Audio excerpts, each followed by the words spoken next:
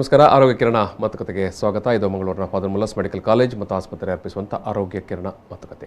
ಇವತ್ತಿನ ಈ ಒಂದು ಮಾತುಕತೆಯಲ್ಲಿ ನಾವು ಗರ್ಭಕಂಠದ ಕ್ಯಾನ್ಸರ್ ಬಗ್ಗೆ ಮತ್ತು ಅದರಲ್ಲಿ ಕೂಡ ಮುಖ್ಯವಾಗಿ ಗರ್ಭಕಂಠದ ಕ್ಯಾನ್ಸರ್ ಸಂದರ್ಭದಲ್ಲಿ ರೇಡಿಯೋಥೆರಪಿ ಈ ವಿಚಾರವಾಗಿ ಇವತ್ತು ಮಾತಾಡಲಿಕ್ಕಿದ್ದೇವೆ. ಇವತ್ತಿನ ಈ ಒಂದು ಮಾತುಕತೆಯಲ್ಲಿ ನಮ್ಮ ಜೊತೆಗೆ ಡಾಕ್ಟರ್ ಶರತ್ಚಂದ್ರ ಅವರು ಭಾಗವಹಿಸ್ತಾ ಇದ್ದಾರೆ. ನಾನು ಡಾಕ್ಟರ್ ಶರತ್ಚಂದ್ರ ಅವರನ್ನು ಈ ಒಂದು ಮಾತುಕತೆಗೆ ಸಮಸ್ತ ವೀಕ್ಷಕರ ಪರವಾಗಿ ಪ್ರೀತಿಯಿಂದ ಸ್ವಾಗತ ಮಾಡ್ತಿದ್ದೇನೆ. ಸರ್ ನಮಸ್ಕಾರ. ನಮಸ್ಕಾರ. ಎಸ್, ಡಾಕ್ಟರ್ ಶರತ್ಚಂದ್ರ ಅವರು ಮಂಗಳೂರಿನ ಫಾದರ್ ಮುಲ್ಲಸ್ ಮೆಡಿಕಲ್ ಕಾಲೇಜ್ ಮತ್ತು ಆಸ್ಪತ್ರೆಯಲ್ಲಿ ರೇಡಿಯೋಥೆರಪಿ ವಿಭಾಗದಲ್ಲಿ ರೇಡಿಯೋಥೆರಪಿ ಡಿಪಾರ್ಟ್ಮೆಂಟ್ನಲ್ಲಿ ಅಸಿಸ್ಟೆಂಟ್ ಪ್ರೊಫೆಸರ್ ಆಗಿ ಕಾರ್ಯನಿರ್ವಹಿಸ್ತಾ ಇದ್ದಾರೆ. ಇವತ್ತಿನ ಈ ಮಾತುಕತೆಯಲ್ಲಿ ನಾನು ಆರಂಭದಲ್ಲೇ ಹೇಳಿದಾಗೆ ಸರ್ವೈಕಲ್ ಕ್ಯಾನ್ಸರ್ ಅಂದರೆ ಗರ್ಭಕಂಠದ ಕ್ಯಾನ್ಸರ್ ಏನಿದೆ, ಈ ಕ್ಯಾನ್ಸರ್ ಯಾಕೆ ಬರುತ್ತೆ, ಏನಿದು, ಯಾವ ರೀತಿ ಚಿಕಿತ್ಸೆ ಮತ್ತು ಅದಕ್ಕೆ ರೇಡಿಯೋಥೆರಪಿಯ ಏನು ಅದರಲ್ಲಿ ಪ್ರಾಮುಖ್ಯತೆ, ಎಲ್ಲ ನೆಲೆಯಲ್ಲಿ ಡಾಕ್ಟರ್ ಶರತ್ಚಂದ್ರ ಅವರು ನಮ್ಮ ಜೊತೆಗೆ ಮಾತಾಡಲಿಕ್ಕಿದ್ದಾರೆ. ನಾನು ಈ ಒಂದು ಮಾತುಕತೆಯನ್ನು ಆರಂಭಿಸುವ ಆರಂಭದಲ್ಲಿ ನಾನು ನಿಮ್ಮ ಹತ್ರ ವೀಕ್ಷಕರ ಹತ್ರ ಒಂದು ಸಣ್ಣ ಅವರ ಪರವಾಗಿಯೂ ಮತ್ತು ಒಟ್ಟು ವೀಕ್ಷಕರ ನೆಲೆಯಲ್ಲಿ ಒಂದು ಮನವಿ ಏನಂತ ಹೇಳಿದ್ರೆ, ಇದು ಅತ್ಯಂತ ಕಾಳಜಿಯುಕ್ತವಾದಂಥ ಮತ್ತು ಮಾಹಿತಿ ಇರಬೇಕಾದಂಥ ವಿಚಾರ ಇದು ಸಮಸ್ತ ವೀಕ್ಷಕರಿಗೆ. ಸೊ ಹಾಗಾಗಿ ಈ ಶೋವನ್ನು ಪೂರ್ತಿಯಾಗಿ ನೋಡ್ತಾ ಇರಿ. ಜೊತೆಗೆ ಈ ಶೋ ನಮ್ಮ ವಾಹಿನಿಯ ಯೂಟ್ಯೂಬಲ್ಲಿ ಕೂಡ ನಿಮಗೆ ಲಭ್ಯ ಇರುತ್ತೆ. ಯೂಟ್ಯೂಬ್ ವಾಹಿನಿಯನ್ನು ಕೂಡ ನೀವು ಆನಂತರ ಕೂಡ ನೀವು ಅದನ್ನು ನೋಡ್ತಾ ಇರ್ಬೋದು. ಯಾಕಂತ ಹೇಳಿದ್ರೆ ಇವತ್ತು ಸಾಮಾನ್ಯವಾಗಿ ಎಲ್ಲ ಕಡೆ ನೀವು ಈ ಗರ್ಭಕಂಠದ ಕ್ಯಾನ್ಸರ್ನ ಬಗ್ಗೆ ನಾವು ಕೇಳ್ತೇವೆ ಡಾಕ್ಟ್ರೇ, ಅಲ್ವಾ? ಬಹುಶಃ ಮೊದಲಿಗಿಂತ ಅಥವಾ ಇವತ್ತಿನ ನಿಮ್ಮ ಈ ಆಧುನಿಕ ಚಿಕಿತ್ಸೆ, ಆಧುನಿಕ ಟೆಸ್ಟಿಂಗ್ ನೀವು ತಪಾಸಣೆ ಮಾಡುವಂಥ ವಿಧಾನವೋ ನನಗೆ ಗೊತ್ತಿಲ್ಲ, ನೀವೇ ಹೇಳಬೇಕು. ಈ ಗರ್ಭಕಂಠದ ಕ್ಯಾನ್ಸರ್ ಸರ್ವೈಕಲ್ ಕ್ಯಾನ್ಸರ್ ಅಂತ ಹೇಳ್ತೀರಿ, ಇದು ಪ್ರಕರಣಗಳು ಮೊದಲಿಗಿಂತಲೂ ಜಾಸ್ತಿಯೋ ಅಥವಾ ಏನಂತ ಹೇಳ್ತೀರಿ ನೀವು? ಈಗ ಸಾಮಾನ್ಯವಾಗಿ ಹೇಳಬೇಕಾದ್ರೆ ಒಂದು ನಮ್ಗೆ ಗೊತ್ತಿರಬೇಕು, ಈಗ ಸ್ತ್ರೀಯರಲ್ಲಿ ಪ್ರತ್ಯೇಕವಾಗಿ ಕೆಲವು ಕ್ಯಾನ್ಸರ್ಗಳಿದಾವೆ. ಈಗ ಪುರುಷರಲ್ಲಿಲ್ಲ ಅದು, ಬಿಕಾಸ್ ಕೆಲವು ಅಂಗಾಂಗಗಳು ಸ್ತ್ರೀಯರಲ್ಲಿ ನಾವು ಮಾತ್ರ ನೋಡ್ತೇವೆ. ಫಾರ್ ಎಕ್ಸಾಂಪಲ್ ಸ್ತನದ ಕ್ಯಾನ್ಸರ್, ಇನ್ನೊಂದು ಗರ್ಭಕೋಶದ ಕ್ಯಾನ್ಸರ್. ಸೊ ಇದರಲ್ಲಿ ಒಂದು ಸ್ವಲ್ಪ ಕನ್ಫ್ಯೂಷನ್ ಇರ್ತದೆ. ಎಲ್ಲರಿಗೆ ಗರ್ಭಕೋಶ ಹೇಳುವಾಗ ಅದರಲ್ಲಿ ಕೆಲವು ಅಂಗಾಂಗಗಳು ಅದಕ್ಕೆ ಅಟ್ಯಾಚ್ಡ್ ಆಗಿರ್ತವೆ. ಫಾರ್ ಎಕ್ಸಾಂಪಲ್ ಅಂಡಾಶಯಗಳಿರ್ತವೆ, ಗರ್ಭಕೋಶ ಪ್ರಾಪರ್ ಇರ್ತದೆ, ಆಮೇಲೆ ಗರ್ಭಕಂಠ ಒಂದು ಪ್ರತ್ಯೇಕವಾಗಿರ್ತದೆ. ಗರ್ಭಕಂಠ ಇನ್ನೊಂದು ಪದಗಳಲ್ಲಿ ಹೇಳ್ಬೇಕಂತ ಹೇಳಿದ್ರೆ ಅದು ಗರ್ಭಕೋಶದ ಬಾಯಿ. ಗರ್ಭಕೋಶದ ಬಾಯಿ, ಗರ್ಭಕಂಠ. ನಾವು ಎಷ್ಟೋ ಮಂದಿಗೆ ಅದು ಕನ್ಫ್ಯೂಷನ್ ಆಗುತ್ತೆ, ಗರ್ಭಕೋಶನ ಗರ್ಭಕಂಠನೋ. ಈಗ ಸಾಮಾನ್ಯವಾಗಿ ಏನಾಗುತ್ತೆ, ಜನರು ಹೇಳ್ಬೇಕಾದ್ರೆ ಅವರಿಗೆ ಗರ್ಭಕೋಶದ ಕ್ಯಾನ್ಸರ್ ಆಗಿತ್ತು ಅಂತ ಹೇಳ್ತಾರೆ. ಬಟ್ ಏನಂತ ಹೇಳಿದ್ರೆ ಇದು ಪ್ರತ್ಯೇಕ ಕ್ಯಾನ್ಸರ್ಗಳು. ಫಾರ್ ಎಕ್ಸಾಂಪಲ್ ಓವರಿ, ಅಂಡಾಶಯದ ಕ್ಯಾನ್ಸರ್ ಬೇರೆ. ಸೊ ಅದರದ್ದು ಇನ್ಸಿಡೆನ್ಸ್ ಅಥವಾ 1,00,000 ಜನದಲ್ಲಿ ಎಷ್ಟು ಓವರಿ ಕ್ಯಾನ್ಸರ್ ಆಗುತ್ತೆ ಅಥವಾ ಅಂಡಾಶಯದ ಕ್ಯಾನ್ಸರ್, ಅದರ ಪ್ರಕರಣ ಬೇರೆ. ಆಮೇಲೆ ಗರ್ಭಕೋಶ ಪ್ರತ್ಯೇಕವಾಗಿ ಒಂದು ಕ್ಯಾನ್ಸರ್ ಇರ್ತದೆ, ಗರ್ಭಕಂಠದ ಕ್ಯಾನ್ಸರೇ ಬೇರೆ. ಆಯ್ತಾ? ಸೊ ಈಗ ಗರ್ಭಕಂಠದ ಕ್ಯಾನ್ಸರ್ ನೀವು ಹೇಳುವಾಗ ಇಡೀ ಪ್ರಪಂಚದಲ್ಲಿ ನಾವು ಒಟ್ಟಾಗಿ ನೋಡುವಾಗ ಎವ್ರಿ ಇಯರ್ ಅಂದ್ರೆ ಪ್ರತಿ ವರ್ಷಕ್ಕೆ 5 ಲಕ್ಷ ಈ ತರ ಪ್ರಕರಣಗಳಾಗ್ತವೆ. ಗರ್ಭಕಂಠದ ಕ್ಯಾನ್ಸರ್ ಪ್ರತ್ಯೇಕ 5 ಲಕ್ಷ. ಈಗ ಇದನ್ನು ಯಾಕೆ ನಾವು ಬೇರೆ ಬೇರೆ ವಿಂಗಡವಾಗಿ ನೋಡ್ತೀವಿ ಅಂತ ಹೇಳಿದ್ರೆ, ಅವು ಯಾವ ರೀತಿ ಅವು ಪ್ರಕ್ರಿಯೆ ಇದೆ, ಗರ್ಭಕೋಶದ ಗರ್ಭಕಂಠದ ಕ್ಯಾನ್ಸರ್ ಇದರಲ್ಲಿ ಭಾರಿ ವ್ಯತ್ಯಾಸ ಇದೆ. ಅದಕ್ಕೆ ಟ್ರೀಟ್ಮೆಂಟ್ ಕೂಡ ಬೇರೆ, ಮತ್ತೆ ಅದಕ್ಕೆ ಯಾವ ರಿಸ್ಕ್ ಫ್ಯಾಕ್ಟರ್ಗಳು ಅವುಗಳು ಕೂಡ ಬೇರೆ, ಗರ್ಭಕೋಶ ಮತ್ತೆ ಗರ್ಭಕಂಠದ ಕ್ಯಾನ್ಸರ್. ಪ್ಲಸ್ ಅವು ಆಗುವಂತ ಒಂದು ಪ್ರಾಯ, ಈಗ ಸ್ತ್ರೀಯರಲ್ಲಿ ಆಗುವಂತ ಪ್ರಾಯ, ಮತ್ತೆ ಯಾವ ರೀತಿ ಅಂಕಿ ಅಂಶಗಳು, ಮತ್ತೆ ಅದಕ್ಕೆ ಈಗ ಅಂಕಿ ಅಂಶಗಳನ್ನು ನೀವು ಹೇಳ್ತಾ ಹೋದಾಗಲೇ ಈಗ ಅದೇ ನಾನು ಕೇಳುವಂಥದ್ದು, ಹಳೆಯ ಕಾಲಕ್ಕೂ ಅಥವಾ ಸ್ವಲ್ಪ ಒಂದು 30-40 ವರ್ಷಕ್ಕೂ ಮತ್ತು ಇವತ್ತಿನ ಸನ್ನಿವೇಶಕ್ಕೂ ನೋಡುವಾಗ ಅದು ಪ್ರಕರಣಗಳು ಜಾಸ್ತಿ ಆಗ್ತಾ ಬಂತು, ಯಾಕೆ ಏನು ಅಂತ? ಇದಕ್ಕೆ ಆಕ್ಚುಲಿ ಪ್ರಕರಣಗಳು ಜಾಸ್ತಿನೇ ಆಗ್ತಾ ಇದೆ. ಬಟ್ ನಿಮಗೆ ಏನು ಹೇಳಲಿಕ್ಕೆ ಇದಿದೆ ಅಂತ ಹೇಳಿದ್ರೆ, ಈಗ ನಾನು 5 ಲಕ್ಷ ಅಂತ ಹೇಳಿದೆ, 5 ಲಕ್ಷ ಅಂತ ಹೇಳಿದ್ರೆ 5 ಲಕ್ಷದಲ್ಲಿ ಭಾರತದಲ್ಲೇ 1 ಲಕ್ಷ. ಸೊ 1/5. ಸೊ 5ರಲ್ಲಿ 1 ಭಾಗ ಭಾರತದಲ್ಲಿ ಪ್ರಕರಣಗಳಾಗ್ತಿದ್ದಾವೆ. ಇದಕ್ಕೆ ಏನು ರೀಸನ್ಸ್ ಅಂತ ಹೇಳಿದ್ರೆ ಅಥವಾ ಕಾರಣಗಳೇನಂತ ಹೇಳಿದ್ರೆ, ಇದು ಹೆಚ್ಚಾಗಿ ಬಡತನ ಮತ್ತೆ ಬಡತನಕ್ಕೂ ಈ ಕ್ಯಾನ್ಸರ್ಗೆ ಏನು ಸರ್ ಸಂಬಂಧ ಏನಂತ ಹೇಳಿದ್ರೆ, ಈಗ ಯೂಶಲಿ ಬಡತನ ಅಥವಾ ಬಡತನದ ರೇಖೆಯ ಕೆಳಗಿರೋರಲ್ಲಿ ಏನಾಗುತ್ತೆ ಅಂತ ಹೇಳಿದ್ರೆ ಕೆಲವು ರಿಸ್ಕ್ ಫ್ಯಾಕ್ಟರ್ಗಳು ಹೆಚ್ಚಾಗಿ ಕಾಣ್ತವೆ. ಈಗ ಏನಾಗ್ತದೆ ಅಂತ ಹೇಳಿದ್ರೆ, ಭಾರಿ ಒಂದು ಕಮ್ಮಿ ವಯಸ್ಸಲ್ಲಿ ಅವರಿಗೆ ಮದುವೆ ಆಗುದು, ಸಣ್ಣ ಮದುವೆಕ್ಕಿಂತ ಏನ್ ಜಾಸ್ತಿ ಅಂತ ಹೇಳಿದ್ರೆ ಏನು ಲೈಂಗಿಕ ಪ್ರಕ್ರಿಯೆ ಇರ್ತದೆ ಅದು ತುಂಬಾ ಸಣ್ಣ ವಯಸ್ಸಲ್ಲೇ ಶುರುವಾಗ್ತದೆ. ಸೊ ಹಾಗಾಗಿ ಏನಾಗ್ತದೆ, ಅವರಲ್ಲಿ ಇನ್ಫೆಕ್ಷನ್ಸ್ ಜಾಸ್ತಿ ಕಂಡು ಬರ್ತದೆ. ಮತ್ತೆ ಬಡತನ ರೇಖೆ ಕೆಳಗಿರುವಾಗ ಏನು ಸ್ವಲ್ಪ ಹೈಜಿನ್, ಸ್ವಚ್ಛತೆ ಅದರದ್ದು ಸ್ವಲ್ಪ ಇದಿರ್ತದೆ, ಕೊರತೆ ಇರ್ತದೆ. ಆಮೇಲೆ ಏನಾಗ್ತದೆ ಅಂತ ಹೇಳಿದ್ರೆ, ಈಗ ಸಣ್ಣ ವಯಸ್ಸಲ್ಲಿ ನಿಮ್ಮ ಈ ಲೈಂಗಿಕ ಸಂಪರ್ಕ ಆಗಿ ಆ ಇನ್ಫೆಕ್ಷನ್ಗೆ ತುತ್ತಾದಾಗ ತುಂಬ ಸಣ್ಣ ವಯಸ್ಸಿಂದನೇ ನಿಮ್ಗೆ ಆ ರಿಸ್ಕ್ ಫ್ಯಾಕ್ಟರ್ ಇರ್ತದೆ. ಈಗ ಯಾವುದೇ ರಿಸ್ಕ್ ಫ್ಯಾಕ್ಟರ್ ನೋಡಿ, ಫಾರ್ ಎಕ್ಸಾಂಪಲ್ ನಾನು ನಿಮಗೆ ಉದಾಹರಣೆ ಕೊಡ್ತೀನಿ. ಸಾಮಾನ್ಯವಾಗಿ ಡಾಕ್ಟರ್ಗಳು ಅಥವಾ ಈಗ ನಮ್ಮ ಇವತ್ತಿನ ಕಾಲಕ್ಕೆ ನಮ್ಮ ಸರ್ಕಾರ ಕೂಡ ಸಣ್ಣ ಏಜಲ್ಲಿ ಮದುವೆ ಆಗಬಾರದು ಅಂತ ಒಂದು ಹೇಳ್ತದೆ ಹೆಣ್ಮಕ್ಳಿಗೆ. ಇದು ಕೂಡ ಒಂದು ಕಾರಣ ಇರ್ಬೋದು. ಈಗ ನೀವು ಹೆಚ್ಚಾಗಿ ಹೇಳ್ತಾ ಇರ್ತೀರಿ. ಈಗ ನಾನು ಕಾನೂನುವಾಗಿ ಹೇಳೋದು ಈಗ 18 ವರ್ಷ ಅಂತ ಹೇಳ್ತೇವೆ, 21 ಏನಾದರೂ ಇರಲಿ, ಹಾಗೆ ಕೂಡ ಹೇಳೋದಲ್ಲ. ಈಗ ಫಾರ್ ಎಕ್ಸಾಂಪಲ್ ನಾವು ಆ ಏಜ್ ಆದ್ಮೇಲೆ ನೋಡುವ. ಫಾರ್ ಎಕ್ಸಾಂಪಲ್ 18 ವರ್ಷಕ್ಕೆ ನಿಮ್ಮ ಲೈಂಗಿಕ ಸಂಪರ್ಕ ಶುರುವಾದರೆ ಅಥವಾ 25 ವರ್ಷಕ್ಕೆ ಶುರುವಾದರೆ ಅದರಲ್ಲಿ ತುಂಬಾ ವ್ಯತ್ಯಾಸ ಬರ್ತದೆ. ಅಥವಾ 30 ವರ್ಷಕ್ಕೆ ಶುರುವಾಗುವುದಾದ್ರೆ ಅದರಲ್ಲಿ ಕೂಡ. ನಾನು ಬರೀ ಕಾನೂನು ಬಾಹಿರವಾಗಿ ಮದುವೆ ಆಗೋದು ಅದ್ರ ಬಗ್ಗೆ ಮಾತ್ರ ಹೇಳ್ತಿಲ್ಲ. ಸೊ ಏನಾಗ್ತದೆ, ಈ ಫಾರ್ ಎಕ್ಸಾಂಪಲ್ ಉದಾಹರಣೆ ನಾನು ತಂಬಾಕು ಕೊಡೋದು. ನೀವು ಜಾಸ್ತಿ ವರ್ಷ ಸೇವನೆ ಮಾಡಿದಷ್ಟು ನಿಮ್ಗೆ ರಿಸ್ಕ್ ಜಾಸ್ತಿ. ಸಿಂಪಲ್. ಸೊ ಇದರಲ್ಲಿ ಏನಾಗ್ತದೆ, ಲೈಂಗಿಕ ಸಂಪರ್ಕ ತುಂಬಾ ಕಮ್ಮಿ ಪ್ರಾಯದಲ್ಲಿ ಶುರುವಾದ್ರೆ ಆ ಇನ್ಫೆಕ್ಷನ್ಗೆ ತುತ್ತಾಗೋದಿದೆಯಲ್ಲ, ಅದು ಅಷ್ಟೇ ವರ್ಷಗಳ ಮೇಲೆ ಅದರ ಪ್ರಭಾವ ಬೀಳ್ತದೆ.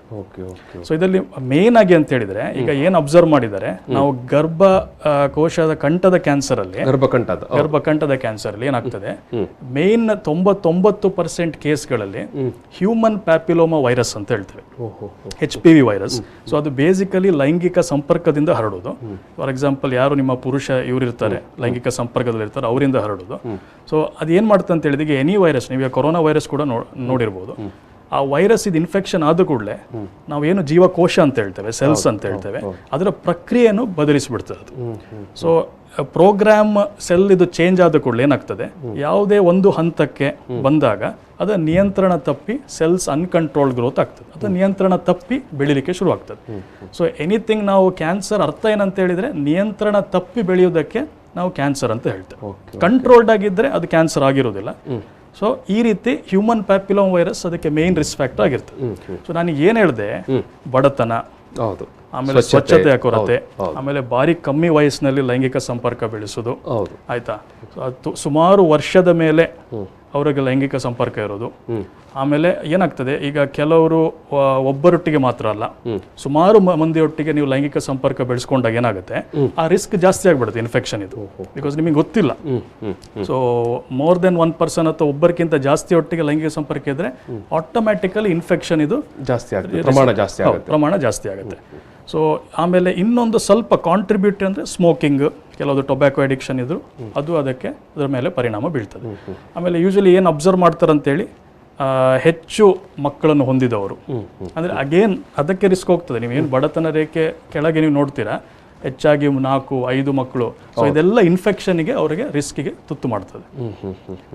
ಸೊ ಹಾಗಾಗಿ ನೀವು ಇಲ್ಲಿ ಪ್ರಮುಖ ವಿಚಾರ ಅಂತ ಹೇಳಿದ್ರೆ, ಸಣ್ಣ ಅವಧಿಯಲ್ಲಿ ಅಥವಾ ಸಣ್ಣ ವಯಸ್ಸಿನಲ್ಲಿ ಹೆಣ್ಮಕ್ಕಳು ಈ ಒಂದು ಲೈಂಗಿಕ ಸಂಪರ್ಕಕ್ಕೆ, ಮದುವೆಯ ಅಥವಾ ಬೇರೆ ಯಾವುದೇ ಕಾರಣಕ್ಕಾದ್ರೂ ಬಂದಿರುವುದರಿಂದ ಈ ಗರ್ಭಕಂಠದ ಕ್ಯಾನ್ಸರ್ಗೆ ತುತ್ತಾಗಲಿಕ್ಕೆ ಅದು ಬಹುದೊಡ್ಡ ಕಾರಣ ಆಗುತ್ತೆ ಅಂತ.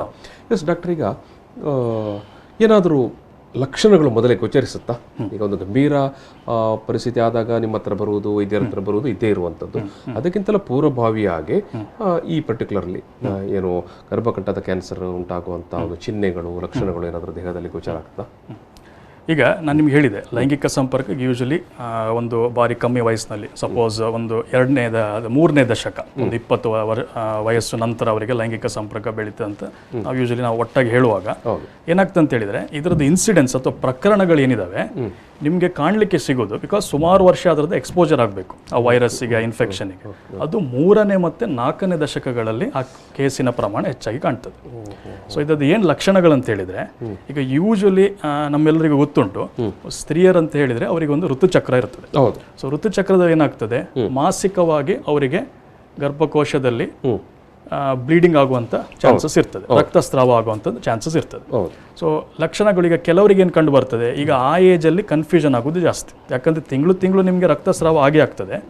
ಸೊ ನೀವು ಏನು ಜಾಗ್ರತೆ ಇರಬೇಕಂತ ಹೇಳಿದರೆ, ನಾವು ನೋಡಿರುವಂಥ ಪ್ರಮಾಣಕ್ಕಿಂತ ಜಾಸ್ತಿ ರಕ್ತಸ್ರಾವ ಆಗ್ತಿದ್ರೆ, ಅಥವಾ ನಮ್ಮ ಋತುಚಕ್ರ ಏನಿದೆ 1 ತಿಂಗಳು ಅದರ ನಡುವಿನ ಅವಧಿಯಲ್ಲಿ ರಕ್ತಸ್ರಾವ ಆಗ್ತಿದ್ರೆ, ಬಿಕಾಸ್ ಅದಕ್ಕೇನು ಎಕ್ಸ್ಪ್ಲನೇಷನ್ ಇಲ್ಲ, ಯಾವಾಗ ಆಗ್ಬೇಕು 28 ದಿವಸಕ್ಕೆ ಅಥವಾ 30 ದಿವಸಕ್ಕೆ, ಅದರ ಮಧ್ಯೆ ರಕ್ತಸ್ರಾವ ಆಗ್ತಿದೆ, ಅಥವಾ ಯಾವುದೇ ಕಾರಣ ನಿಮಗೆ ಗೊತ್ತಿಲ್ಲದೆ ಇದೇನು ಬಿಳಿಮುಟ್ಟು ಅಂತ ಹೇಳ್ತೇವೆ, ಡಿಸ್ಚಾರ್ಜ್ ಅಂತ ಹೇಳ್ತೇವೆ, ಅದು ಗರ್ಭಕಂಠದ ಬಾಯಿಂದ ಹೊರಗೆ, ಯೋನಿಯಿಂದ ಹೊರಗೆ ಬರ್ತಾ ಇದ್ರೆ, ಆಮೇಲೆ ಏನು ತಿಳಿಯದೆ ಜ್ವರ, ಆ ರೀತಿ ಲಕ್ಷಣಗಳಿದ್ರೆ, ಅಥವಾ ಮೂತ್ರ ಸರಿ ಹೋಗದೆ ಇರೋದು, ಮೋಷನ್ ಹೋಗುವ ತೊಂದರೆಗಳು ಇದ್ರೂ ಇದುವೆಲ್ಲ ಲಕ್ಷಣ ಆಗಿ ನೀವು ಹೇಳ್ಬೋದು, ಗರ್ಭಕಂಠದ ಕ್ಯಾನ್ಸರ್ ಲಕ್ಷಣಗಳಂತ ಹೇಳ್ಬೋದು.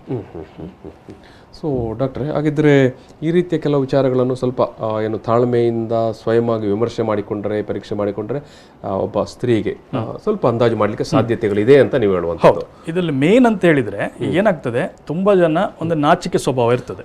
ಖಂಡಿತ. ಮತ್ತೆ ಏನಾಗ್ತದೆ, ಮನೆಯಲ್ಲಿ ಹೇಳ್ಕೊಳ್ಳಿಕ್ಕೆ ಅವರಿಗೆ ತುಂಬಾ ಕಷ್ಟ. ಕೆಲವರ ಮನೇಲಿ ಹೆಣ್ಮಕ್ಳು ಶೇರ್ ಮಾಡುವಂಥದ್ದು ಸ್ವಲ್ಪ ಏನು ಹೆಣ್ಣು ಮಕ್ಕಳು ಕೂಡ ಇರುವುದಿಲ್ಲ, ಕೆಲವರಿಗೆ ಖಾಲಿ ಮನೆಯಲ್ಲಿ ಗಂಡು ಮಕ್ಕಳು ಇರ್ಬೋದು. ಸೊ ಅವ್ರು ಏನ್ ಮಾಡ್ಬಿಡ್ತಾರೆ, ಹಾಗೇ ತಡ್ಕೊಂಡು ಅದನ್ನ ಮುಚ್ಚಿಟ್ಕೊಂಡು ತೀರಾ ಜಾಸ್ತಿ ಆದಾಗ ಮನೆಯವರ ಹತ್ರ ಹೇಳ್ತಾರೆ. ಬಟ್ ಅದರದ್ದು ಏನಂತ ಹೇಳಿದ್ರೆ, ಡಿಸ್ಅಡ್ವಾಂಟೇಜ್ ಹೇಳಿದ್ರೆ ಅಷ್ಟೊತ್ತಿಗೆ ಸ್ವಲ್ಪ ಜಾಸ್ತಿ ಕಾಯಿಲೆ ಮುಂದುವರೆದಿರ್ತದೆ. ಹಾಗಾಗಿ ಇಂಥ ಒಂದು ಲಕ್ಷಣಗಳು ಅವರಿಗೆ ಏನಾದರೂ ಒಂದು ಏರುಪೇರು ಕಂಡ ಕೂಡಲೇ ಅದು ನಿರ್ಲಕ್ಷ್ಯ ಮಾಡಬಾರ್ದು. ಯಾವತ್ತೀಗ ಒಂದು ಕೌಟುಂಬಿಕ ನಮ್ದು ಫ್ಯಾಮಿಲಿ ಫಿಸಿಷಿಯನ್ ಅಂತ ಹೇಳ್ಬೋದು, ಇಲ್ಲಾಂದ್ರೆ ಅವ್ರ ಹತ್ರ ಹೇಳಿಕೊಳ್ಬೇಕು. ಇಲ್ಲ ಅಂದ್ರೆ ನಮ್ಮ ಹತ್ರ ಯಾರು ಈಗ ಯೂಶಲಿ ಈಗ ಒಬ್ಬರಿಗೆ ಹೆರಿಗೆ ಆಗಿದೆ ಇದಂತ ಹೇಳಿದ್ರೆ ಅವರಿಗೆ ಯಾರಾದ್ರೂ ಒಬ್ರು ಸ್ತ್ರೀರೋಗ ಇದು ತಜ್ಞರದ್ದು ಅವರಿಗೆ ಪರಿಚಯ ಇರ್ತದೆ. ಸೊ ಅವರಿಗೆ ಈ ಏನು ಅವರದ್ದು ಬದಲಾವಣೆಗಳಿದೆ ಅದನ್ನು ಆದಷ್ಟು ಬೇಗ ಅವರಿಗೆ ತಿಳಿಸುವುದು ಉತ್ತಮ ಅಂತ ಹೇಳ್ತಾರೆ. ಇಂಥ ವಿಚಾರಗಳು ಬಂದಾಗ ಅಥವಾ ಇಂಥ ಅನುಭವಗಳಾದಾಗ ಅದನ್ನು ಮುಚ್ಚಿಟ್ಕೊಳ್ಬಾರ್ದು ಅಂತ ನೀವು ಹೇಳುವಂಥದ್ದು. ಮತ್ತೆ ಇನ್ನೊಂದು ಹೇಳ್ಬೇಕಂತ ಹೇಳಿದ್ರೆ, ಈಗ ಏನಾಗ್ತದೆ, ಈಗ ಮೆಡಿಸಿನ್ ಅಲ್ಲಿ ಸುಮಾರು ಲಕ್ಷಣಗಳು ಬೇರೆ ಬೇರೆ ಕಾಯಿಲೆಗಳು ಕೂಡ ಇರ್ಬೋದು. ಇದು ಆದ ಕೂಡಲೇ ಗರ್ಭಕಂಠದ ಕ್ಯಾನ್ಸರ್ ಅಂತಾನೆ ಅಲ್ಲ, ಆದ್ರೆ ಮುಚ್ಚಿಡಬಾರ್ದು. ಇನ್ ಕೇಸ್ ಆಗಿದ್ರೆ ಅದು ಬೇಗ ನಾವು ಪತ್ತೆ ಹಚ್ಚಬಹುದು. ನಾನು ಸಣ್ಣ ಒಂದು ಬ್ರೇಕ್ ತಗೊಳ್ಳುವ. ಒಂದು ಸಣ್ಣ ಬ್ರೇಕ್ ತಗೊಳ್ಳೋದು. ಬ್ರೇಕ್ನ ಬಳಿಕ ನಾವು ಮುಖ್ಯವಾಗಿ ಈಗ ವೈದ್ಯರು ಅಥವಾ ಆಸ್ಪತ್ರೆಯಲ್ಲಿ ಈ ವಿಚಾರವಾಗಿ ಯಾವ ರೀತಿ ತಪಾಸಣೆ ಮಾಡ್ತಾರೆ, ತಪಾಸಣೆ ಬಳಿಕ ಯಾವ ರೀತಿಯ ಚಿಕಿತ್ಸೆ ಇರುತ್ತೆ, ಚಿಕಿತ್ಸೆ ಆದರೆ ಅದಕ್ಕೆ ಎಷ್ಟು ಅವಧಿ ಮತ್ತು ಎಷ್ಟು ಖರ್ಚು, ಎಲ್ಲ ವಿಚಾರಗಳನ್ನು ಡಾಕ್ಟರ್ ಶರಶ್ಚಂದ್ರ ಅವರು ನಮ್ಮ ಜೊತೆಗೆ ಹಂಚಿಕೊಳ್ಳಿಕ್ಕೆ ಈಗ ಒಂದು ಸಣ್ಣ ಬ್ರೇಕ್.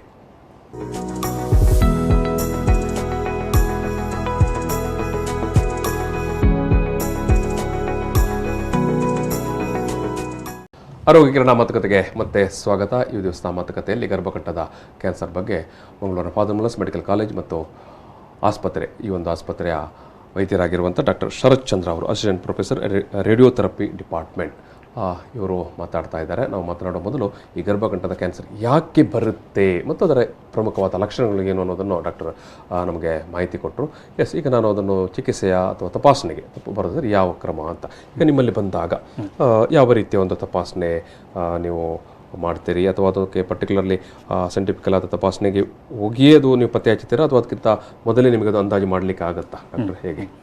ಈಗ ನಾನು ತಿಳಿಸಿದಂಥ ಏನು ಲಕ್ಷಣಗಳಿದ್ದಾವೆ, ರೋಗದ ಲಕ್ಷಣಗಳು, ಅದನ್ನು ಅವರು ಹೇಳಿಕೊಂಡು ಸ್ತ್ರೀರೋಗ ತಜ್ಞರ ಹತ್ರ ಬಂದಾಗ ಅಥವಾ ಯಾವುದೇ ಒಂದು ವೈದ್ಯರಲ್ಲಿ ಪ್ರಮುಖವಾಗಿ ನಾವು ಬೇಸಿಕ್ ಅಂತ ಹೇಳಿದ್ರೆ, ಈಗ ಯಾವುದೇ ಒಂದು ರೋಗಿ ನಮ್ಮ ಹತ್ರ ಬಂದಾಗ ಕ್ಲಿನಿಕಲ್ ಎಕ್ಸಾಮಿನೇಷನ್ ಅಂತ ಹೇಳ್ತೇವೆ, ಅದು ಬೇಸಿಕ್, ಅದು ನಾವು ಮಾಡಲೇಬೇಕು ಅನ್ನೋದು. ಸೊ ಇದರಲ್ಲಿ ಏನಾಗ್ತದೆ ಅಂತ ಹೇಳಿದ್ರೆ, ಈಗ ಮೊದಲನೇದಾಗಿ ರಕ್ತಸ್ರಾವ ನಾನು ಹೇಳಿದಾಗೆ ಅದಕ್ಕೆ ಹಲವಾರು ಕಾರಣಗಳಿರ್ತವೆ.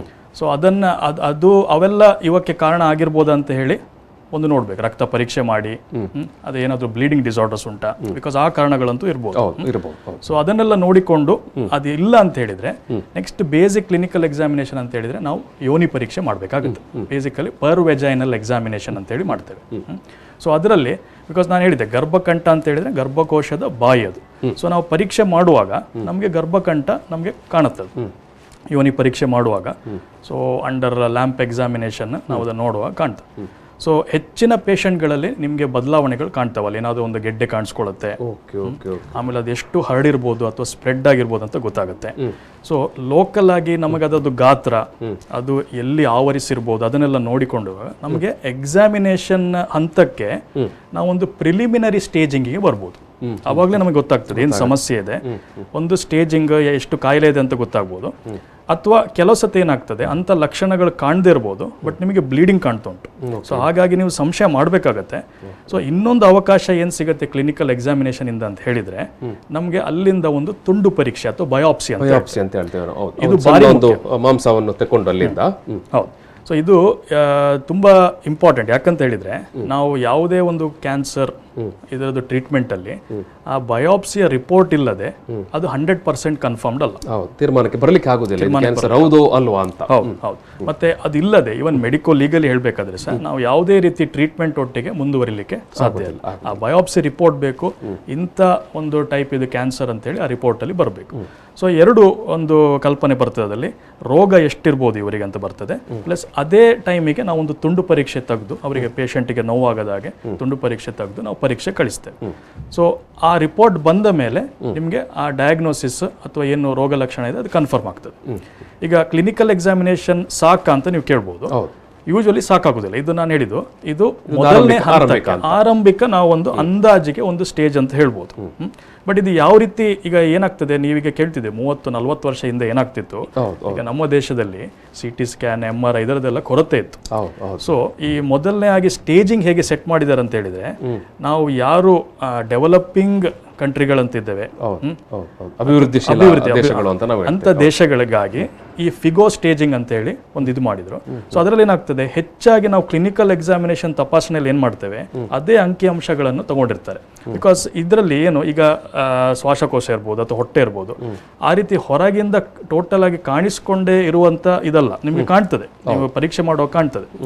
ಸೊ ಹಾಗಾಗಿ ಅದನ್ನು ನೋಡಿಕೊಂಡೆ ನಾವೊಂದು ಫಿಗೋ ಸ್ಟೇಜಿಂಗ್ ಅಂತೇಳಿ ಕಟ್ತೇವೆ.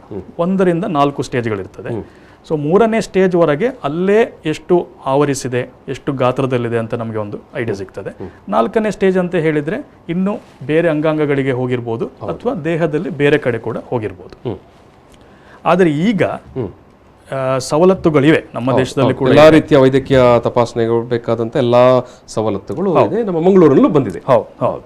ಸೊ ಈಗ ಎಲ್ಲ ಲಭ್ಯವಿದೆ. ಸೊ ನಾವು ಏನು ಮಾಡ್ತೇವೆ, ಯೂಶುವಲಿ ನೆಕ್ಸ್ಟ್ ಹಂತದಲ್ಲಿ ನಾವೊಂದು ಪೆಲ್ವಿಸ್ ಅಂದರೆ ನಮ್ಮ ಸೊಂಟ ಭಾಗದ ಒಂದು MRI ಮಾಡಿಸ್ತೇವೆ.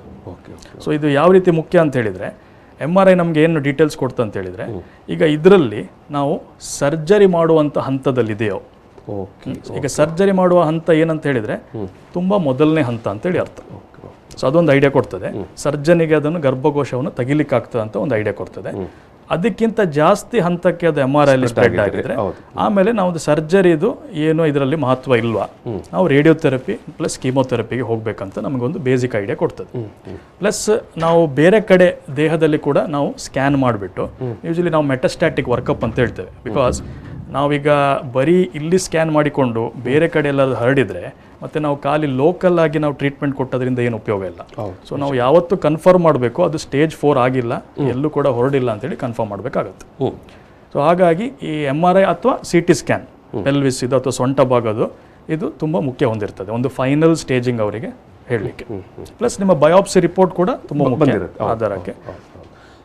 ಎಸ್ ಡಾಕ್ಟರ್, ಈಗ ಚಿಕಿತ್ಸೆ ವಿಚಾರಕ್ಕೆ ಬರುವಾಗ ಎಸ್ ಈಗ ಅದು ಕನ್ಫರ್ಮ್ ಆಯಿತು, ನಿಮ್ಮ ಎಲ್ಲ ತಪಾಸಣೆಗಳು ಕೂಡ ಇದೊಂದು ಕ್ಯಾನ್ಸರ್ ಅಂತೇಳಿ ಇದು ಫೈನಲ್ ಆದಾಗ ಯಾವ ರೀತಿಯ ಒಂದು ಚಿಕಿತ್ಸೆ ಆರಂಭವಾಗುತ್ತೆ, ಅಥವಾ ಆರಂಭಿಕ ಹಂತದ ಚಿಕಿತ್ಸೆ ಇರುತ್ತೆ ಅಥವಾ ಸರ್ಜರಿಯ ಏನು ಎತ್ತ? ಈಗ ಇದರಲ್ಲಿ ಮೇನ್ ಹೇಳಿದರೆ ಈಗ ಯಾವ ಸ್ಟೇಜಲ್ಲಿದೆ, ಪೇಷಂಟ್ ಸ್ಟೇಜ್ ಪ್ರಮಾಣದಲ್ಲೇ ಅವರಿಗೆ ರಿಸಲ್ಟ್ ದೊರಕುವಂಥದ್ದು ಇದು ತುಂಬ ಮುಖ್ಯ.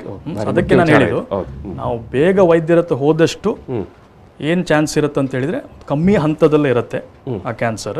ಸೊ ನಾವು ಆದಷ್ಟು ಬೇಗ ಟ್ರೀಟ್ಮೆಂಟ್ ಮಾಡಿದರೆ ಆ ರಿಸಲ್ಟ್ ಕೂಡ ಒಳ್ಳೆ ಇರ್ತದೆ, ಅದೊಂದು. ಸೊ ಈಗ ನಾನು ಹೇಳಿದಾಗೆ ಸ್ಟೇಜ್ 1ರ ಒಳಗಿದ್ರೆ, ತುಂಬ ಅರ್ಲಿ ಸ್ಟೇಜ್ 1 ಇದ್ರೆ ಅದಕ್ಕೆ ಸರ್ಜರಿ ಮಾಡ್ಬೋದು.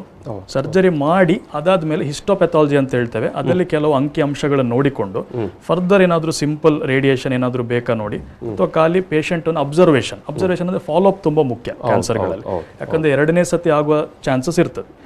ಈಗ ಮೊದಲನೇ ಹಂತಕ್ಕೆ ನೀವು ನೋಡಿದ್ರೆ ಸರ್ಜರಿ ಮಾಡುವಂತ ಒಂದು ಪೇಷಂಟ್ಗಳು ಅಥವಾ ರೋಗಿಗಳಾಗಿದ್ರೆ ಆ ಹಂತದಲ್ಲಿದ್ರೆ ನಿಮಗೆ ಆಲ್ಮೋಸ್ಟ್ 90% ರಿಸಲ್ಟ್ ಸಿಗ್ತದೆ.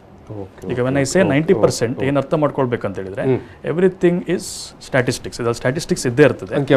ನಾನು ಒಂದು 100 ಪೇಷಂಟನ್ನು ಈ ಹಂತದಲ್ಲಿ ನಾನು ಟ್ರೀಟ್ ಮಾಡಿದ್ರೆ, ಈ ಟೈಪ್ ಇದು ಟ್ರೀಟ್ಮೆಂಟ್ ಕೊಟ್ಟಿದ್ರೆ, ಇದರಲ್ಲಿ 90 ಜನ ಸಂಪೂರ್ಣವಾಗಿ ಅವರು ಕಾಯಿಲೆಯಿಂದ ಗುಣಮುಖರಾಗ್ತಾರೆ. ಇನ್ನೊಂದು 10% ಅಲ್ಲಿ ಏನಂತ ಹೇಳಿದ್ರೆ ಸ್ವಲ್ಪ ಒಂದು 5 ವರ್ಷ ಅವಧಿಯಲ್ಲಿ ಅಥವಾ 10 ವರ್ಷ ಅವಧಿಯಲ್ಲಿ ಸ್ವಲ್ಪ ಫೇಲ್ಯೂರ್ ಅಥವಾ ಕಾಯಿಲೆ ವಾಪಸ್ ಬರುವಂತ ಸಾಧ್ಯತೆ ಈ ತರ. ಸೊ ಮೊದಲನೇ ಹಂತ ಹೀಗಾಗಿರ್ತದೆ. ಸ್ವಲ್ಪ 2ನೇ ಹಂತಕ್ಕೆ ಹೋಗುವಾಗ ಏನಾಗ್ತದೆ, ಒಂದು ಕಮ್ಮಿ 2ನೇ ಹಂತದಲ್ಲಿ 2 ಭಾಗಗಳಿದಾವೆ. ಸ್ವಲ್ಪ ಕಮ್ಮಿ 2ನೇ ಹಂತದಲ್ಲಿ ಏನಾಗ್ತದೆ ಅಂತ ಹೇಳಿದ್ರೆ ನಾವು A ಅಂತ ಹೇಳ್ತೇವೆ, 2A ಅಂದರೆ ಸ್ಟೇಜ್ 2 ಅಲ್ಲಿ A ಅಂತ ಹೇಳ್ತೇವೆ. ಅದ್ರಲ್ಲಿ ಏನಾಗ್ತದೆ ಅದರಲ್ಲಿ ಕೂಡ ಸರ್ಜರಿ ಮಾಡ್ಬೋದು, ಒಂದು ಹಂತದ ಪ್ರಮಾಣದ ಕಮ್ಮಿ ಇದೆ ಸರ್ಜರಿ ಮಾಡ್ಬೋದು. ಬಟ್ ಅಗೇನ್ ಸ್ಟೇಜ್ ಜಾಸ್ತಿ ಹೋದಾಗಲೂ ನಿಮ್ಮ ರಿಸಲ್ಟ್ ಕಮ್ಮಿ ಆಗ್ತಾ ಹೋಗ್ತದೆ. It will come to 80%. ಆ ರೀತಿ. ಹಾಗೆ ಆ ಸ್ಟೇಜ್ 2 ಅನ್ನು ದಾಟಿ ಬಿಟ್ರೆ ಆಮೇಲೆ ಅದಕ್ಕೆ ರೇಡಿಯೋಥೆರಪಿ ಮಾತ್ರ ಮದ್ದು. ಅದಕ್ಕೆ ರೇಡಿಯೋಥೆರಪಿ, ಕೀಮೋಥೆರಪಿ. ರೇಡಿಯೋಥೆರಪಿ ಅಂದ್ರೆ ಪರ್ಟಿಕ್ಯುಲರ್ಲಿ ಏನು ಡಾಕ್ಟರ್? ಈಗ ರೇಡಿಯೋಥೆರಪಿ ಅಂತ ಹೇಳಿದ್ರೆ ಈಗ ನೀವು CT ಸ್ಕ್ಯಾನ್, ಎಕ್ಸ್ರೇ ಇಂಥವನ್ನೆಲ್ಲ ನೋಡಿರ್ಬೋದು. ಅದು ಡಯಾಗ್ನೋಸ್ಟಿಕ್ ಅಂತ ಹೇಳ್ತೇವೆ ನಾವು, ಕಾಯಿಲೆ ಪ್ರಕ್ರಿಯೆಯನ್ನು ತಿಳ್ಕೊಳ್ಳಿಕ್ಕೆ ತಪಾಸಣೆ ಮಾಡುವಂಥದ್ದು. ಸೊ ಇದರಲ್ಲಿ ಇದೇ ತರ ಎಕ್ಸ್ರೇಸ್ ಅನ್ನು ನಾವು ಸ್ವಲ್ಪ ಹೈ ಎನರ್ಜಿ ಎಕ್ಸ್ರೇಸ್ ಅನ್ನು ನಾವು ಕ್ಯಾನ್ಸರ್ ಇದು ಕಂಟ್ರೋಲ್ ಅಲ್ಲಿ ಯೂಸ್ ಮಾಡ್ತೇವೆ. ಸೊ ಇದು ಏನು ಕ್ಯಾನ್ಸರ್ ಜೀವಕೋಶಗಳಿರ್ತವೆ ಅದರ ಮೇಲೆ ನಾವು ಹೈ ಎನರ್ಜಿ ಎಕ್ಸ್ರೇ ಅನ್ನು, ಅದ ವಿಕಿರಣ ಟ್ರೀಟ್ಮೆಂಟ್ ಅಂತ ಹೇಳ್ತೇವೆ ನಾವು. ಸೊ ಅದಕ್ಕೆ ನಾವು ಒಳಪಡಿಸಿದಾಗ ಅದರದ್ದು ಏನು ಜೀವಕೋಶಕ್ಕೆ ಪೆಟ್ಟು ಬಿದ್ದು ನಾವು ಕ್ಯಾನ್ಸರ್ ಸೆಲ್ಸ್ ಅನ್ನು ನಿಯಂತ್ರಣಕ್ಕೆ ತರುವಂಥದ್ದು. ಸೊ ಆಲ್ಮೋಸ್ಟ್ ಈಗ ನೀವು ರೇಡಿಯೋಥೆರಪಿ ನೋಡಿದ್ರೆ ಐತಿಹಾಸಿಕವಾಗಿ ನೀವು ನೋಡಿದ್ರೆ ಒಂದು 100 ವರ್ಷ ಹಿಸ್ಟ್ರಿ ಉಂಟು ಅದಕ್ಕೆ. ಏನು ಹೊಸದಲ್ಲ, ಬಟ್ ಏನಂತ ಹೇಳಿದ್ರೆ ತುಂಬಾ ಡೆವಲಪ್ ಆಗಿದೆ ಆಯ್ತಾ. ಟೆಕ್ನಾಲಜಿ ಡೆವಲಪ್ ಆಗಿ ಈ ಏನು ವಿಕಿರಣದ ಸ್ಟ್ರೆಂತ್ ಉಂಟು ಅದನ್ನು ಜಾಸ್ತಿ ಮಾಡ್ಲಿಕ್ಕಾಗಿದೆ. ಪ್ಲಸ್ ಪೇಷಂಟಿಗೆ ಎಲ್ಲಿ ರೇಡಿಯೇಷನ್ ಕೊಡಬೇಕೋ ಅಲ್ಲೇ ಜಾಸ್ತಿ ಪ್ರಮಾಣ ಕೊಟ್ಟು ಸೈಡ್ ಇಫೆಕ್ಟ್ಗಳನ್ನು ಕಮ್ಮಿ ಮಾಡಲಿಕ್ಕೆ ಆಗಿದೆ ವಿತ್ ದ ಲೇಟೆಸ್ಟ್ ಟೆಕ್ನಾಲಜಿ. ಅಂದ್ರೆ ನೀವು ಹೇಳುವಂಥದ್ದು ಅಡ್ಡ ಪರಿಣಾಮವನ್ನೆಲ್ಲ ಸಾಕಷ್ಟು ಕಡಿಮೆ ಮಾಡಲಿಕ್ಕೆ ಸಾಧ್ಯ ಆಗಿದೆ ಅಂತ ಮೊದಲಿಗಿಂತ ಕಂಪೇರ್ ಮಾಡಿದರೆ. ಎಸ್ ಈಗ ಒಟ್ಟು ಈಗ ನೀವು ಹೇಳುವ ಪ್ರಕಾರ ಚಿಕಿತ್ಸೆ ವಿಚಾರಕ್ಕೆ ಬರೋದಿದ್ದರೆ ನೀವು ಸರ್ಜರಿ ಎಲ್ಲ ಆಯಿತು, ಆ ನಂತರ ಏನು ಹೇಗೆ ಅಂತ ಈಗ ನಾನು ಅದೇ ಹೇಳಿದೆ. ಈಗ ತುಂಬಾ ಅರ್ಲಿ ಸ್ಟೇಜಲ್ಲಿ ಸರ್ಜರಿ ಆಗಿದ್ರೆ ಅದಕ್ಕೆ ಸರ್ಜರಿನೇ ಸಾಕು. ಓಕೆ ಆಯ್ತಾ. ಸೊ ಅವರನ್ನು ಬಟ್ ಆಕ್ಟಿವ್ ಫಾಲೋ ಅಪ್ ಯಾವತ್ತೂ ಮುಖ್ಯ. ಯಾಕಂತ ಹೇಳಿದ್ರೆ ಒಬ್ಬ ಕ್ಯಾನ್ಸರ್ ರೋಗಿಯಲ್ಲಿ ಮೊದಲನೇ ಸತಿ ಯಾಕೆ ಬಂತು ಅಂತ ಹೇಳಿ ನಮಗೆ ಕೆಲವು ಅಂಕಿಅಂಶಗಳು ಗೊತ್ತಿರುವುದಿಲ್ಲ. ಅವರಲ್ಲಿಗೆ ಬಂದಾಗಿದೆ. ಸೊ ಒಂದು ಸತಿ ಯಾರಿಗಾದ್ರೂ ಬಂದ್ರೆ ಸೆಕೆಂಡ್ ಟೈಮ್ ಬರುವಂತ ರಿಸ್ಕ್ ಇನ್ನೂ ಜಾಸ್ತಿ ಪಟ್ಟು 3-4 ಪಟ್ಟು ಜಾಸ್ತಿ ಆಗ್ತದೆ. ಆಯ್ತಾ. ಈಗ ನಾನು ಹೇಳ್ಬೇಕು ಯಾವ ಅವಧಿಯಲ್ಲಿ ಬರ್ತದೆ ಡಾಕ್ಟ್ರೆ? ಈಗ ರಿಪೀಟ್ ಅಂತ ನೀವು ಹೇಳುವಂಥದ್ದು. ರಿಪೀಟ್ ಈಗ ಟ್ರೀಟ್ಮೆಂಟ್ ಆಗಿ ಮೊದಲ 2 ವರ್ಷದಲ್ಲಿ ವಾಪಸ್ ಕಾಯಿಲೆ ಬರುವಂತ ಇದು ಚಾನ್ಸಸ್ ಜಾಸ್ತಿ ಇರ್ತದೆ. ಅದಕ್ಕಾಗಿ ನಮ್ದು ಒಂದು ಫಾಲೋ ಪ್ರೋಟೋಕಾಲ್ ಅಂತ ಹೇಳಿ ಉಂಟು. ಸೊ ಈಗ ಜಸ್ಟ್ ಟ್ರೀಟ್ಮೆಂಟ್ ಮುಗೀತಂತ ಅನ್ಕೊಳ್ಳಿ, ನಾವು ಅವರನ್ನು ಜಾಸ್ತಿ ಫ್ರೀಕ್ವೆಂಟ್ ಆಗಿ ಅಥವಾ ಬೇಗವಾಗಿ ನಾವು ತಿಂಗಳು ಅಥವಾ 2 ತಿಂಗಳಿಗೊಮ್ಮೆ ಅವರನ್ನು ಪರೀಕ್ಷೆಗೆ ಒಳಪಡಿಸ್ತಾ ಇರ್ತೇವೆ. ಇದ್ರ ಉದ್ದೇಶ ಏನಂತ ಹೇಳಿದ್ರೆ ನಮ್ಮ ಅಬ್ಸರ್ವೇಷನ್ ಅಲ್ಲಿ ಇದ್ರೆ ಸಣ್ಣಕ್ಕೂ ಕೂಡ ಏನಾದ್ರೂ ವಾಪಸ್ ಬಂದ್ರೆ ನಾವು ಬೇಗ ರೆಸ್ಪಾಂಡ್ ಮಾಡ್ಬೋದು ಅಂತ ಹೇಳಿ ಒಂದು ಉದ್ದೇಶ. ಈ ರಿಸ್ಕ್ ಅವಧಿ ಹೋದ ಕೂಡಲೇ ಒಂದು 2 ವರ್ಷ ಕಳೀತು, ಅವ್ರು ಈಗ ಸಹ ರೋಗ ಮುಕ್ತರಾಗಿದ್ದಾರೆ. ಆಮೇಲೆ ನಾವೇನ್ ಮಾಡ್ತೇವೆ, ಸ್ವಲ್ಪ ರಿಲ್ಯಾಕ್ಸ್ ಮಾಡ್ತೇವೆ. ಯಾಕಂತ ಹೇಳಿದ್ರೆ ಆಟೋಮ್ಯಾಟಿಕಲಿ ಅವ್ರ ರಿಸ್ಕ್ ಕಮ್ಮಿ ಆಯ್ತು ಅವ್ರದ್ದು. ಸೊ ಏನ್ ಮಾಡ್ತೇವೆ, ನೀವು 6 ತಿಂಗಳಿಗೆ ಒಂದ್ಸತಿ ಬಂದ್ರೆ ಸಾಕು, ವರ್ಷಕ್ಕೆ ಒಂದ್ಸತಿ ಬಂದ್ರೆ ಆಯ್ತು ಅಂತ. ಸೊ ಈ ತರ ಆಕ್ಟಿವ್ ಫಾಲೋ ಅಪ್ ಅನ್ನ 5 ವರ್ಷ ಅವಧಿವರೆಗೆ ಮಾಡ್ತೇವೆ. 5 ವರ್ಷ ತನಕ ಮಾಡ್ತೇವೆ. ಯಾಕಂದ್ರೆ ಇದು ನಾನು ಹೇಳಿದೆ ನಿಮಗೆ, ಒಂದು ಮೊದಲನೇ ಹಂತ ಆದ್ರೂ ಕೂಡ ಒಂದು 5-10% ಕಾಯಿಲೆ ಬರುವಂತ ಜಾಸ್ತಿ ಇದೆ. ಸೊ ನಾವು ಏನು ಮಿಸ್ ಮಾಡಬಾರ್ದು ಅಂತ ಹೇಳಿ ಒಂದು 5 ವರ್ಷ ತನಕ ಆಕ್ಟಿವ್ ಫಾಲೋ ಅಪ್ ಮಾಡ್ತೇವೆ. ಅದಾದ ಮೇಲೆ ನಿಮಗೆ ಏನಾದ್ರೂ ವ್ಯತ್ಯಾಸ ಕಂಡ್ರೆ ನೀವು ಬಂದ್ರೆ ಸಾಕು ಅಂತ ಹೇಳ್ತೇವೆ.